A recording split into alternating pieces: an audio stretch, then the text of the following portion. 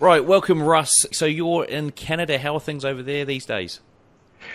Hello, Cam. Canada is good. I'm in kind of Western Canada. It's springtime, so we have kind of that springtime weather where we get some really nice days, and then it's followed by snow. So it's in that transitional phase right now. Yeah, I've been Today's a nice day. I've been to Toronto, but only on transit. It's as close. Well, I suppose as much time as I've spent in Canada, and all I remember was a lot of snow and a lot of hockey gear, ice hockey gear, selling in the shops. So Yeah. that was my that's Canada sort of summed up to me. I did actually look to move there at one stage with work, and it all sounded great. And then somebody started telling me about having to plug your car into heater sockets in the car parks and stuff to keep it warm so it would start. And it sort of In the put me off a bit. wintertime, it can get pretty cold, yeah. Yeah. Hey, look, so let's get on with the show. So can you tell us a bit more about you personally and what first attracted you to trading? How did you get into it? Sure. I don't know how much interesting there is about me. I can tell you what kind of got me into it. Yeah, let's start there. In the late 90s, I had a t-shirt shop. I was printing t-shirts, a one-man show. It's just a little tiny shop. I kind of fell into it by accident, and it's what I was doing. And I didn't really like doing it, but it was what was paying the bills. I was pretty good at it, and it's kept me busy, and I was getting paying the bills with it. But I never really looked to expand. It was just a one-man thing, and because of the fact that it was just a one-man thing, it meant a lot of late nights, a lot of long hours. So I was doing okay. I was making a few bucks. And then a friend of mine says, you know what, if you've got some extra money, which is what I was looking to do, if you've got some extra money, you should invest it with this guy because he's able to take some money and turn it around. It was kind of a high risk investment thing. So the returns were supposed to be pretty good. And he had been with this guy for a few months and said he was just doing awesome. He was making 10, 12% a month. And I thought, okay, well, let's try that. Couldn't really hurt. I thought I was being smart. I'm going to make my money work for me kind of thing. So I did that. I invested with this fellow for about 3 months, and I made about 30%, which I thought was fantastic. But his whole facility, his whole organization, his whole procedure got shut down, and all the money went with it. But of course, everybody was a little bit upset about that. But I looked into it a little bit more. I'm like, this guy, is he really making these kinds of returns? So looking into it, which is probably what I should have done to begin with, looking into it, 80% of what he was generating come from the Forex markets. And at that point, I had no idea what that was. What's Forex? I have no clue. I have no idea what that is at all. But he was generating this kind of money from these markets. So I did look into it. I started just online research. Google's your best friend. And I found out what it was. But what attracted me to it more than what this guy was generating every month were the charts, to be honest. It was the charts that got me really interested in it. Once I started looking at the images of these charts, I'm mathematically inclined for the most part, and that sort of struck a chord with me. I really could sort of see what was going on, and it resonated with me. I really was impressed by the charts themselves, the way the markets move up and down, and how you could try to guess where the market was going to go based on what the market had already done. And once I don't know, it was just a few hours. Once I got into that, a few hours into that, I think I was hooked forever. And I started working, trying to learn how to trade while I was already working 16, 17-hour days printing t-shirts. So I was coupling the two together. Took a while, of course. But after about 2 years, I started making money in the markets. And then eventually it went from making some money to making enough money, selling the t-shirt shop, and then trading full time. Well, what a great story from t-shirt shop owner to trader. That's a title for the podcast for sure. So you said you're mathematically inclined. I mean, I suppose what I haven't heard is what was your education? I mean, did you go to university? Did you study mathematics? How did that sort of fit in? No, I am not formally educated beyond high school. As soon as I got out of high school, I went to work, and that's just kind of where I ended up going. But when it comes to numbers, I can do math in my head. Okay, like when my kids are having trouble with their math problems and stuff, it only takes me a few minutes to kind of learn the complicated things. It makes sense. Like it resonates in a way that I don't think anything else really does. I can process numbers not too badly. But yeah, as far as formal education goes, university, college, I'm not extra smart. I don't have any of that extra knowledge that people think you might need to be successful at this. So, I mean, do you think people who aren't mathematically inclined are going to struggle in the markets or not? No, I don't think so. The math, as it turns out, really doesn't have to apply to this. You don't need to know how to number crunch. You don't need to know math. You need discipline. And if you have the discipline, everything else kind of takes care of itself once you understand sort of the fundamentals, which are not mathematically relevant. Cool. Okay, well, it's a great story. T-shirt shop owner to trader. So let's get into trading. So what sort of, I suppose we want to find out the detail around your trading at the moment. Okay, so what's the trading style, strategy, timeframes that you use, average trade duration, winning percentages, typical risk to reward ratio, monthly return, if you can give us that, instruments that you trade, average number of trades that you have active at any one time, all those sorts of stats. I'll pick you up on anything you miss. Just hit us with it there, Russ. Okay, that's a lot. So yeah, please fill me in if I miss something. I will. Right now, I am basing my trading strategy around something that I've dubbed market equilibrium. Now, over the years, I've come to realize the market has a sense of balance to it. And I think every trader that's been in this for a while kind of instinctively has this knowledge. You know, the market becomes overextended and then has to recover. And then after it recovers, it has the greatest potential at this point to make the biggest moves. And that's kind of where I'm at right now, is I'm looking for the market recovery. Once I get the market recovering, it finds its balance or its center, essentially its equilibrium. And it's only at those times that I'm looking to take trades.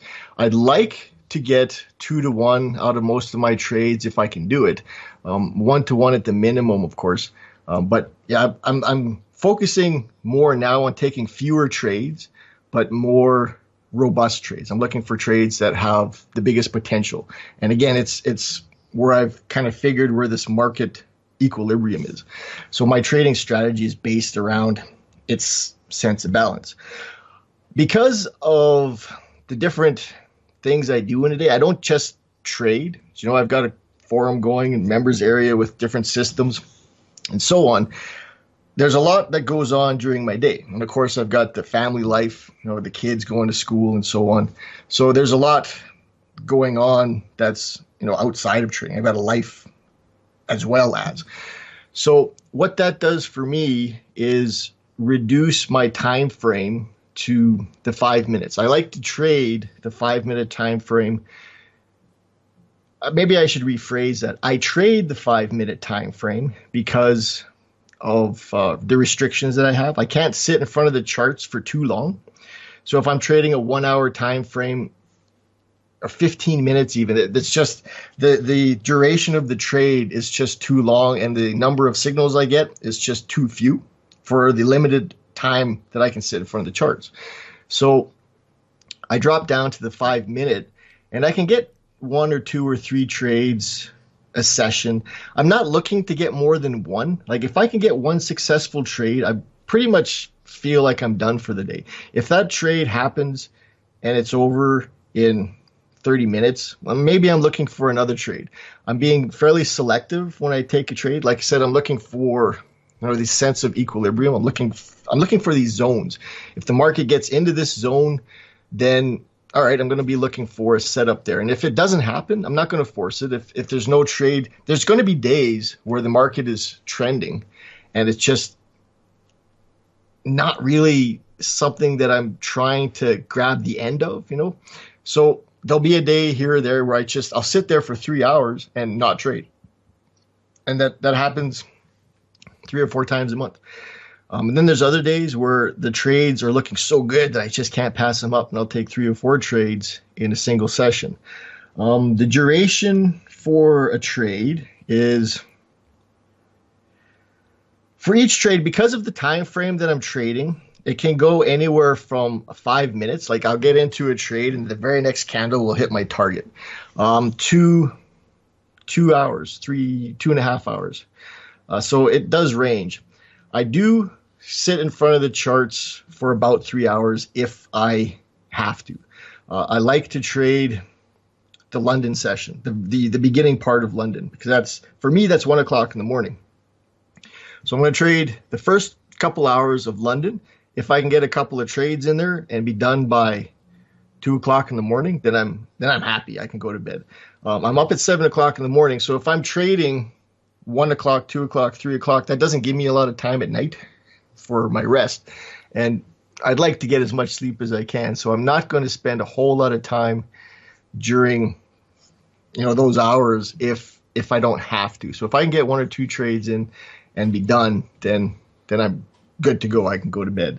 The currency pairs that I'm looking to trade are just the basic ones. I'm looking at the Euro USD, Euro Yen, sometimes the Euro Odd. I'm looking at the Pound Yen, Pound Odd, Pound USD. I'm looking at US dollar, Canadian dollar, US dollar, Japanese yen. Sometimes the US dollar, Swiss franc. It's there. It's on my platform. I seldom trade that one. I look at the Australian dollar, US dollar. Sometimes the Australian dollar, Japanese yen. Sometimes the New Zealand dollar, US dollar, sometimes the New Zealand dollar, Japanese yen. I don't have a huge repertoire. It's about 10 pairs that I look at. I don't load the charts up with 20 pairs. And I know traders that'll look at 30 pairs and try to get something out of that. I've got about 10. And depending on the time of day, and generally nowadays it's the London session. So I'm going to limit it to kind of the Euro and the pound pairs. I know the other pairs will move during this time, but if I can narrow that down to maybe 5 or 6 currency pairs, and if they look like they're going to move, now if the market has got a bit of a flow to it, then that's it. I'm going to look at maybe 5 currency pairs, and then if I can narrow that down even further, then I'm going to try to get down to like 1 or 2, and if I can get 1 trade out of that, 2 trades out of that, and then I am happy. I'm good to go. Am I missing something? No, I think you've covered most of it off. I suppose the only question I've got is around timeframes. I mean, do you? I mean, you're on the 5 minute, but do you actually sort of go up to higher timeframes to see what the movement of the market is, or look at market structure from a higher perspective? I like the higher timeframes better. I'd prefer to trade a 15 minute, but yes, I absolutely take a look at higher timeframes for a bias. I want to know what direction has the potential. It's the biggest potential, because I'm trying to get, a 2-to-1 out of my trades. I want to know where that bias lies. And if I'm looking at the 15 minute and even the 1 hour for that bias, then that is part of my trading ritual. I'm going to start with the 1 hour, mark off very significant areas of support and resistance, could drop down to the 15 minute and see if the bias for the 1 hour and the 15 minute are the same.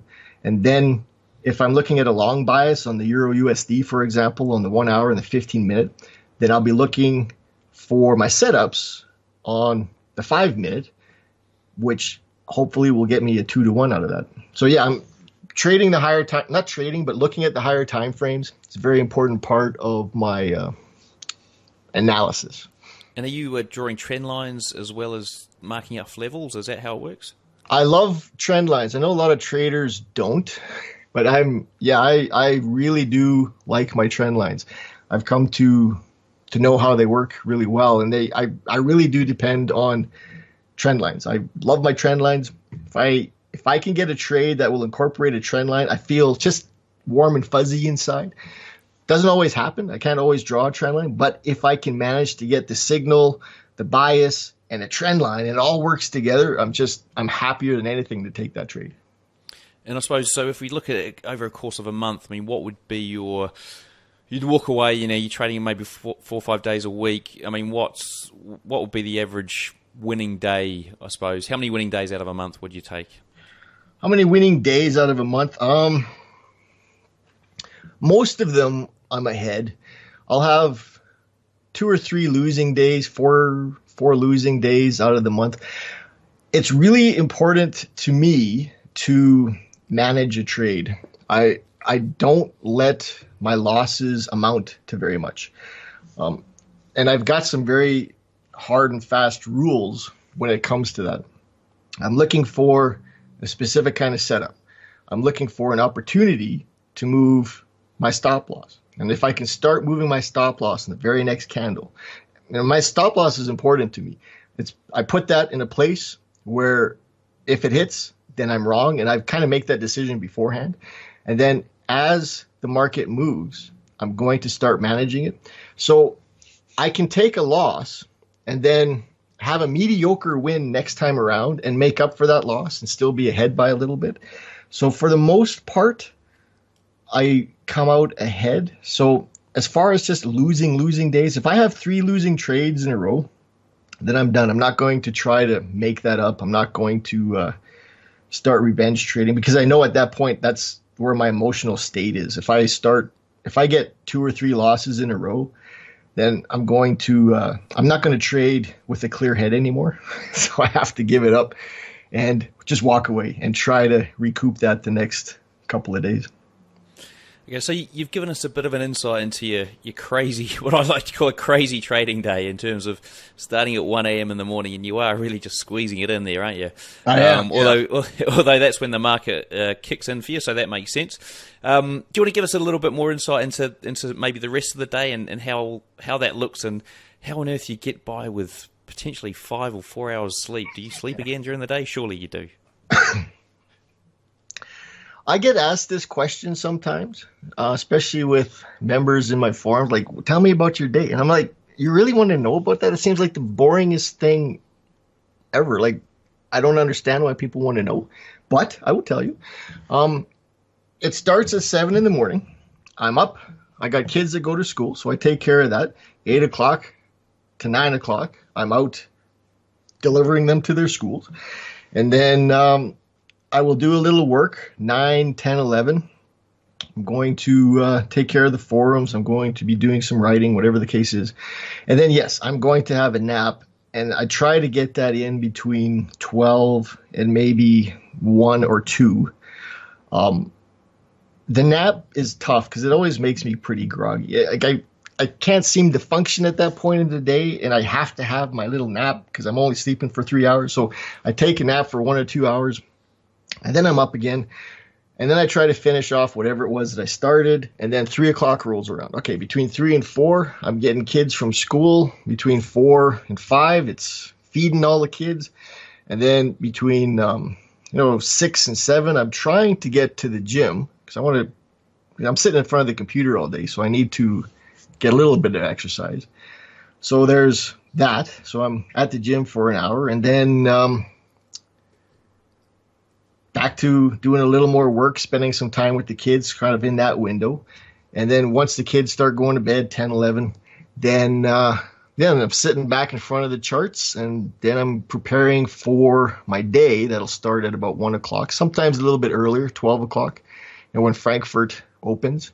And if I can get a trade in at 12 and be done by 1, doesn't happen all the time, but sometimes the setup is there, then I'm excited to go to bed and maybe get 6 hours of sleep. But otherwise, I'm sitting in front of the charts and I'm trading, and that'll go till 3 or 4 in the morning.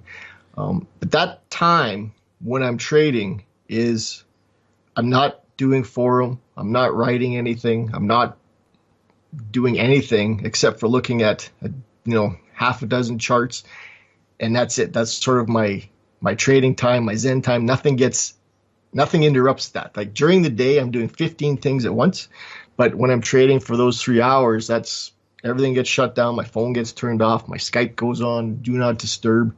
The internet, basically just Facebook, whatever social stuff I have just gets minimized. And I'm looking at the chart, get my trades in, and the whole thing starts over again the next day. And that's actually funny because sorry, there's a bit of an echo in the background there.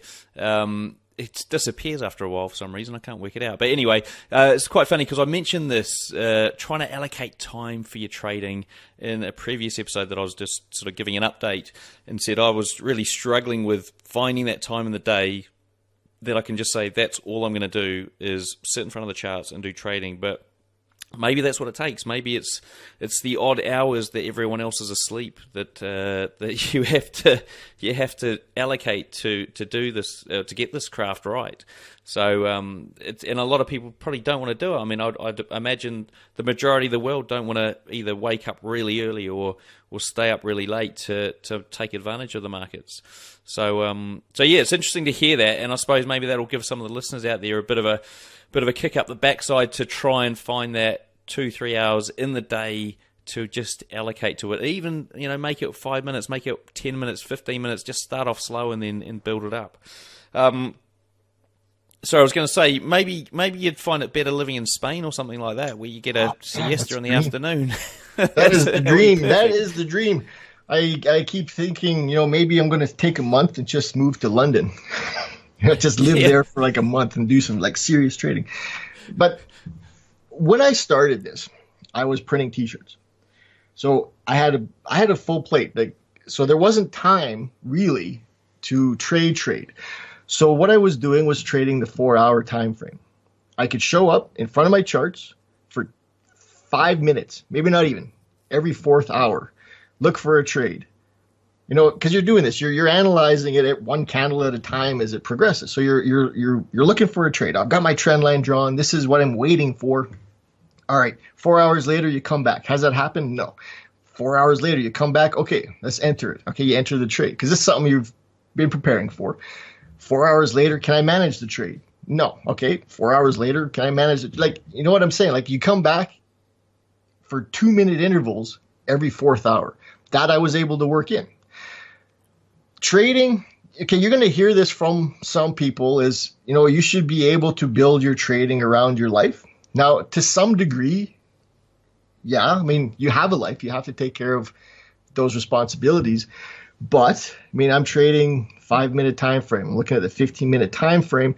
I can't be doing that during Asia. I mean, there's just, the market is hit and miss during Asia. And when it moves, it doesn't move very much. So I've got to be present during the period of time where the market's going to move. For me, that's 1 o'clock in the morning. Between 1 and 4 o'clock in the morning, that's my window. I've got to carve that window out. I prefer that time happened at 6 o'clock in the evening for me, so I could be done by 9 or 10. That's just not the reality, though. I don't live in a time zone or part of the world that allows for that. If I lived in Europe somewhere, it'd be way better. I'd have, my day would be for trading, and then my evenings would be for the other stuff. I've got to kind of flip that around right now. So my day is forums and writing and just management and, all these different things, kids and, just the life. And then at nighttime, that's when the market happens. That's when I've got to trade. I've got friends that live on the East Coast, and they don't trade the London session because for them that's 3 o'clock in the morning. For me it's a little more manageable because it's 1.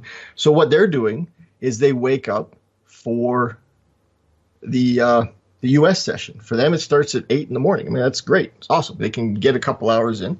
For me, I could do that too if I really wanted to. That's 6 o'clock in the morning, but I mean, I've got to start getting kids ready for school at 7:30. So that gives my trading window, it's very small. It's just not practical. Even though that might be what I want to do, I have to work around the hours that are best suited for trading. And it's going to come down to how bad do you want this? Like, do you really want to do this? Do you really want to make trading profitable? Do you want to make money from this? And if you kind of do, then you'll find a reason not to do it. If you really want this to work for you, then you're going to carve out that time. And it doesn't have to be a ton of time, but you do have to carve out a window that you can appear consistently. Like, you want to be able to show up at this time between here and here every day, because the market has its periods of the day. You know, it moves well at this time and it doesn't move well at this time. It moves this way at this time and it moves that way at that time. So if you can show up at the same time every day for the same window, you get to understand how the market moves for that period. You get to understand how far it can move. You understand the nuances. You learn to speak its language, and then you start doing better. And if you want to do this, this is the kind of thing you're going to end up having to do in the end. And it's funny how it took me 74 episodes to actually work this out, but I did in the end anyway. So, right, in the beginning, what do you think, we heard about you realised, you had a bit of a mathematical bent, and also, you dived into Google, you love the charts. I mean, what do you think made you different from every other mum or dad trader out there to get to the point where you are now, where you're, making money most days out of the month, and you're doing well? So what traits did you have, and what actions did you take, and what could you recommend the listeners out there start doing to try and replicate that? When I started, I wasn't different. I was the worst trader that I knew. And I think that helps me in the position I am now. I'm an educator. But because I made every single mistake that a trader can make, I've been through that and I've managed to kind of get beyond that. So I understand, first of all, what a new trader is going through because I've been there. And I still battle some of those things today. Like, you want to get into a trade. I'm looking at 1 o'clock in the morning. So I want my trade in and out. Like, I want to be done. So I'm trying to get in fast. Okay, I'm going to rephrase it. I'm not trying to get in. I want to get in fast. I want to take my profits quick. I want. And that was the problem in the beginning. I want to do this. I'm scared of this. I can't do this, blah, blah, blah. And that ended terribly. I lost more than I made. And it took me 2 years to figure this out. I was not profitable for the first 2 years, right? In that 2-year window, I quit at one point. You know what? Said, screw this. I can't do this. It was weird because I really enjoyed it. It was frustrating as anything. And I couldn't make any money doing it. But of course, a month later, I'm back at it again because it just never leaves. I think once it gets in your blood, it stays there. So I come back at it. But that little break gave me time to kind of process my problems. What was I doing? When you start trading, you hear a lot about the psychological stuff. You see posts in the forum maybe that you attend, or you see a book about it, psychological aspect of trading. And that's the last thing that a new trader wants to hear about. You don't want to hear how you're the problem. You want to hear about this great system that can make you money overnight. So you ignore the psychological stuff. You don't get into it. You don't really understand what's going on in your head. And that's where the problem for me was lying, was in my head. I was trying to make too much money, too fast, holding on to my losing trades, being scared when I was winning because that market is going to turn around and take away that little bit of profit that I have. So I'd close them really quick. So I'd win $5 and lose $25 because I'm holding on to the losing ones because the market, quote unquote, is going to come back. It's going to turn around. I was doing all the wrong things. So I realized, A, I can trade a smaller position size. B, I can trade fewer pairs. C, I can be more selective about the trades that I'm taking. And I wasn't doing any of that stuff. I was taking every single signal. I was trading these huge lot sizes. I was I was looking at the 30 different currency pairs, trying to find as many trades as I could. Because if I could take one trade and make $10, well, what if I take 10 trades? I could make $100. I had that mindset. It was wrong. And and I suffered for it. So once I slowed down, I took a breath, I started just being relaxed, then it started to come together. Then after this, I realized, okay, well, I can use my stop loss to my advantage. I can start to minimize the losses. I can start to manage the trade where, okay, I'm going to start out risking 2% of my account on this trade. I can move it to 1.75%. I can move it to 1.5%. I can move it to 1%. I can risk half, like it can reduce that risk. And all of these little tiny things, they don't seem impressive. They don't seem like a big deal. But when you start putting them all together, you trade less, you risk less, you're settled, you're more relaxed. Then the trades I have start to win. Even though I'm taking fewer trades at a smaller size, I'm actually positive now. I'm starting to make money. But again, this took me 2 years to figure this out. I don't think I'm better or different than anybody, but I did manage to figure out I was the problem. And if I'm the problem, I'm also the solution. So if I can be the solution, what's the solution? What it is, what can I do to fix this? It wasn't why am I not winning? It was why. Let me rephrase that. It wasn't how come I'm not winning? It was what can I do to become winning? No, to win. Like the focus changed. I wasn't blaming the market anymore. I wasn't blaming my broker anymore. I wasn't blaming my trading system anymore. Starting to take responsibility. What can I do to make this work? Once I gave myself the power to make the change, once I took the power away from the market, once I took the power away from my broker, from the gurus that are out there on the forum, just once I took that power for myself, things started really to turn around for me. And it took me 2 years to figure that out. Yeah, I know exactly what you mean because I've sort of, I don't know, I mean, I've just looked at the last 5 or 6 trades that I've taken, which have been probably over the course of the last week. And I mean, it's not a lot of trades over the course of a week, and these are all manual trades. And I've actually sort of, that stuff resonates with me because I've had one losing trade, actually, maybe it was 7. One of them was losing 6 winners after that.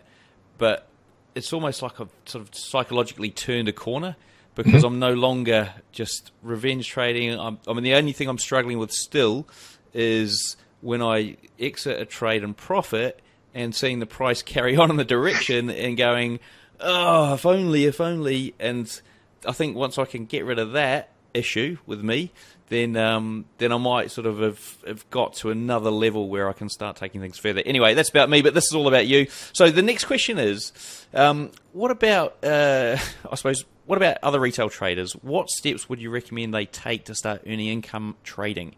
Okay, I'll get to that. I want to address what you had just said, though, because other traders feel the same thing.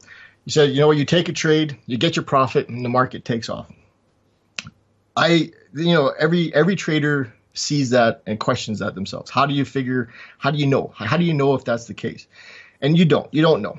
So that's the first thing is you don't know. All right.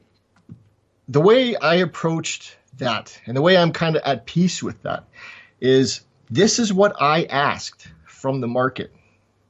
All right. I asked for 15 pips of profit. I asked it by putting my take profit there. The market gave me exactly what I asked for. And then whatever happens after that, it's none of my business. It's not for me. It's for that other guy that asked for 25 pips. All right, the market's trying to deliver for that guy now. It gave me what I asked for. And it's done. I'm happy. I'm grateful for what I asked for and received. Now it's time to move on to the next one. The fact that the market carried on after the fact, that wasn't meant for me. I didn't ask for that additional stuff. So any negative feelings that I have about that really are unfounded because I didn't ask for that. That's somebody else's wish being fulfilled. So I got what I asked for. I'm happy about it now, and I can simply move on to the next trade. Now for the next question is the other retail traders. What can they start to do to be better? Slow down. You have to, especially when you're new at this, if you're brand new at this, the marketing doesn't help either. You've got marketers telling you that you can make all this money super easy, super quick. And at one point in your career, this will become the truth. You will be able to make more money. You will be able to do it fairly quickly, but it's not going to happen right away. If you consider trading as one of those things where you can make a lot of money, equate that to anything else that you can make a lot of money. How many lawyers do you know started making $100,000 after the first week they decided to become a lawyer? Doctors, whatever the case is, CEOs. If you're making a lot of money doing a thing, it's going to take time, and it's going to be in proportion to the amount of money that you can make. So if you are thinking you want to make $100,000, $1 million in trading, you're going to have to put that kind of time into it to get that kind of reward out of it, if that makes sense. Slow down, try to learn, and you have to focus on yourself too. If the market is doing this, how am I reacting to it? Why am I reacting this way? If I'm upset, if I'm mad, if I'm angry, if I'm frustrated, if I'm afraid, these are all things that are going to affect your trading. So do similar things that I did when I started. I was losing all the time. I reduced the lot size. That reduced some of the stress. I reduced the number of currency pairs. Again, that reduces some of the stress. I just started to slow down. I became very picky about the trades I was taking. And you want to understand why you're trading. That was a big thing for me. I was taking a trade because an arrow popped up on the chart. And that is no way to trade. You can't realistically be profitable in the long run if you don't know why you're taking this trade. Because an arrow pops up on the chart, that is not a reason to take a trade. Because it crossed an area of support or resistance, because it broke a trend line, because the higher time frame is moving in this direction and it makes sense, this is a reason to trade. Learn why you're taking the trade, slow down. It is going to start improving almost the instant that you make these decisions. Some great advice, guys. So take that on board with what you're doing now. Stop and slow down. Right, so can you explain to the listeners your preferred trading strategy? So the ins and outs of how it works and why you chose this one over others. Again, it comes back right now to a sense of market equilibrium. I'm looking for the areas where the market resets itself, for lack of a better word. When the market gets to this area, it wants to move away from this area. And then it's going to want to come back again. And then it's going to want to move again. And then it's going to want to come back again. And this area, this equilibrium, kind of follows the market. So if the market's moving up, this equilibrium or balance sort of follows the market up with it. What that means is when you get a market that's at its balancing point, it is going to want to take off. And that move away from its balance is going to be a big move. And because that balance follows the market, as the market is rising, its sense of balance also rises. And that means that any return to its sense of balance is going to be a smaller move. And you can see this in any trend. And the market is trending upwards. It makes these big moves up and a small move down. Big move up, small move down. And that is essentially the cornerstone of my trading right now. I'm looking for areas where we have a sense of balance, and then I'm going to take advantage of the explosive move away from that area. So I suppose if I'm just trying to draw that up on a bit of paper here, and so yeah, it's almost like, so if the market was trending and the equilibrium was the trend line, sure, it would be when it would hit the trend line, it would be the time that you'd be going, well, that's probably when I'm going to enter, because I expect it to sort of move away from the equilibrium and possibly spike up. Exactly. Or spike down depending on an up or down trend line. Yep. So if you've got a trend line that moves up, and you can draw this trend line on any chart. If you've got a chart in front of you, take a look, find this little period of time where the market is moving upwards. Draw a trend line, bottom left, upper right, just underneath the price, and then just see what the market does. When it hits the trend line or gets close to it and it moves upwards, it is going to move 50 pips, for example. When it comes back towards the trend line, it'll move 15 pips, 20 pips. It gets to the trend line at this point because the trend line is moving up with the price. And then it's going to move away from the trend line. It's going to move another 50, 75 pips. And then it comes back to the trend line. That move back to the trend line is going to be 20 pips. So you're going to have these big moves away and these smaller moves towards. So the opportunities are there when you get to the trend line or the moving average or whatever tool you're using to find this sense of balance. Okay, so if you had to split your trading up into technical versus fundamental, how does that look? I mean, do you use any fundamental with what you do?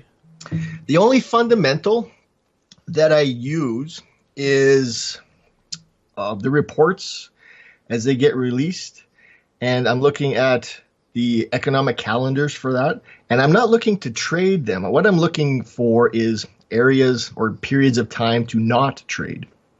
I'm not looking to trade fundamental reports. The reports are the ones that move the market right now. Anything else fundamental, an event, something that just happens kind of out there, that will fundamentally drive the market, doesn't happen now. Like, it's not fast. Like, it happens in enough time for a trading, for the chart or your trading system to identify a trend, to kind of give you those signs that, okay, we're in a trend. So I'm going to be trading the market in a trend fashion. I'll be looking for buying the dips, selling the rallies kind of things.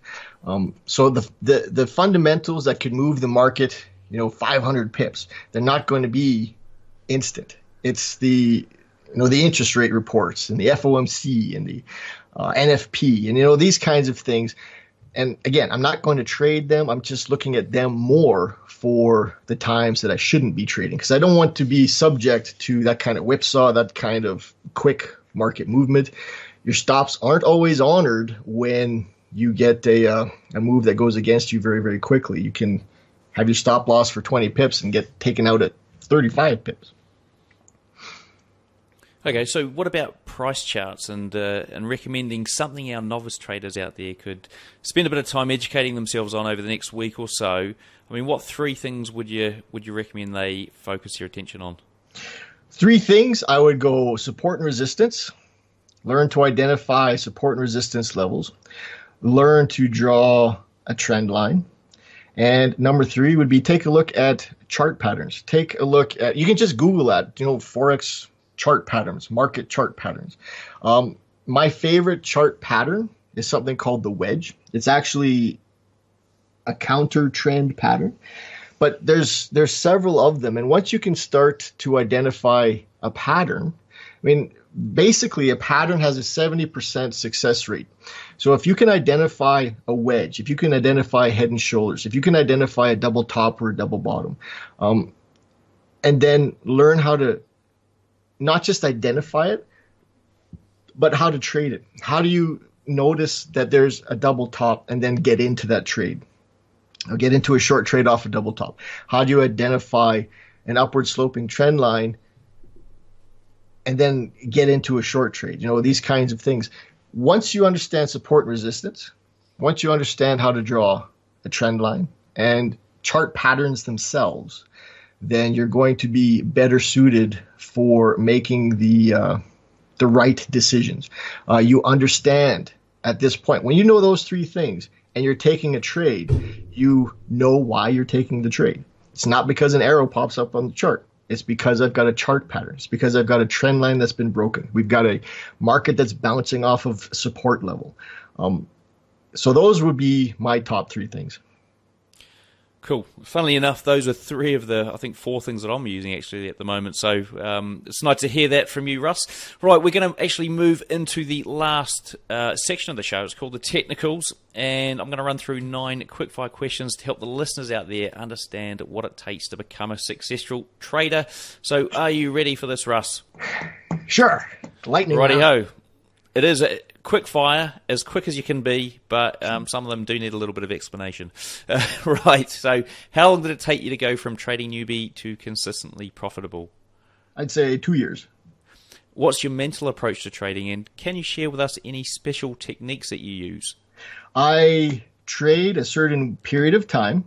I've got my 1 o'clock to 3 o'clock, 1 o'clock to 4 o'clock window. Because I trade this period of time, I sort of get into the state. When I'm trading, I don't let anything bother me. The social media is gone, my forums are gone, my phone is off, my Skype is on DND, and that's all I'm doing is I'm trading. I've done this often enough now that, once I sit down at my charts, I'm sort of getting into the zone.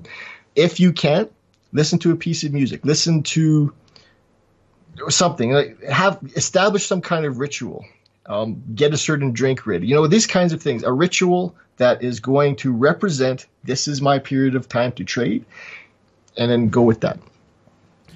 What's your favorite entry setup? Break of a trend line. What strategies do you use to exit or manage active trades? I like to trail my stop loss. I will manage a trade this way, but I like to go for a hard target. A lot of times the hard target is going to be an area of previous support or resistance, or I'll try to get 2 to 1. What's your recommended trading book? Trading in the Zone by Mark Douglas. If there was one thing you'd recommend to any retail trader spend the next month mastering, what would it be, why, and how could they go about mastering it? Chart patterns. Chart patterns are going to incorporate trend lines and support and resistance, and there is a ton of information on the internet. You don't have to look for Google Forex chart patterns, and the world is yours at that point. What's your preferred broker and trading platform? Right now, I use Think Markets, and they offer me the MT4. I like the MT4. Yeah. What's the worst trades you've ever had? The worst trades I've ever had have been trying to trade FOMC, trying to trade NFP. They were disastrous. If you could leave our listeners with one piece of advice, what would that be? Slow down. Don't try to make $1 million by tomorrow. Have a goal. Great. If you want to make $1 million, that's cool. But slow down, relax, learn the process, and learn why you're taking this trade.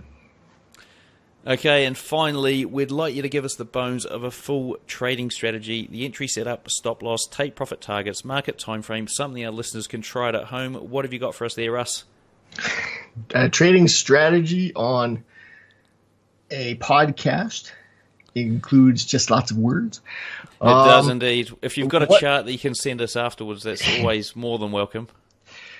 What I've been looking at, what I've been looking at lately is a 3 time frame approach. Now, I never used to really get into the whole 3 time frames. I was always look at the next higher time frame and then don't go beyond that, because any time frame higher than the next higher time frame is essentially useless information. You can get an idea for where the market will ultimately go, but the small zigzag on a 1 hour time frame is significant on a 5-minute time frame. So any pullback on a 1 hour, even though the trend is going up on a 1 hour, the little tiny pullback that you get on a 1 hour time frame could be one candle, could be a significant short trade on the 5 minutes. So I used to say, just look at the next time frame. If you're trading the 5, look at the 15-minute. What I'm doing right now is incorporating that 1 hour, the third time frame, in conjunction with the next higher time frame.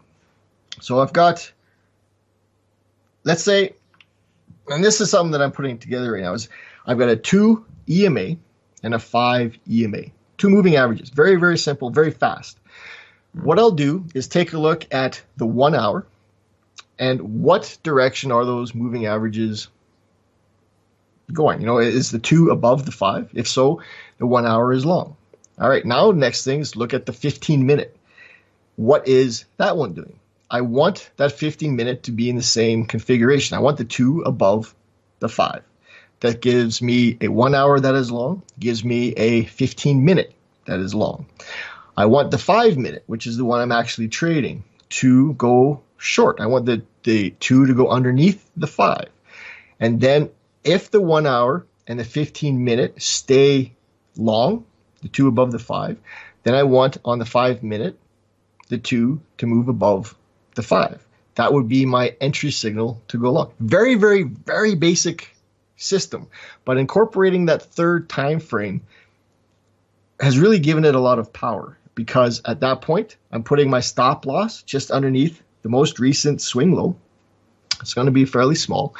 And I can go for 2-to-1, 3-to-1, 4-to-1 targets, because now I've incorporated the ultra higher time frame. I'm not looking at the daily, I'm not looking at the 4 hour, but I'm looking at the third time frame up.